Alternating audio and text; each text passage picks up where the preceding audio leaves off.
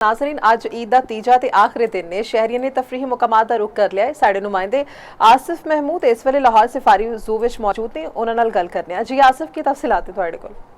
जी बिल्कुल, अज ईद का तीसरा ते आखिरी दिन है तो असी लाहौर सफारी पार्क में मौजूद है जिथे मुख्तलिफ फैमिली आईयां ने ईद की छुट्टियां इंजॉय करने वास्ते। एक फैमिली मौजूद है, गल करने आ। सर तुसीं दसो पहले 2 दिन जो ईद के ने वो कैसे गुजरे ते अज इत्थे आए जे बच्चों लैके सफारी पार्क में की कुछ देखा तो किस तरह इंजॉय करते पे हो? बस जी 2 दिन पहले तो साढ़े कुरबानी से गुजर गए ने ते अज दा बच्चे कह रहे सी इंजॉय करना, असी बाहर फिरन जाना टुरन जाना तो असी फिर उन्होंने लै आए। हुण जिद कर रहे सी हुण इंजॉय करवाया बच्चों को, काफ़ी सारा इत्थे इंजॉय करवाया, जानवर वगैरह दिखाए ने, विजिट करवाया सारा जू। असी शुतुरमुर्ग देखा, ज़ेबरा देखा और हिरन देखा, मारखोर देखा और बारहसिंगा देखा। जानवरों तो डर तो नहीं लगा उन्होंने देखते हैं? नहीं। जानवरों के नाल तस्वीरां भी बनवाइयां ने? हाँ जी।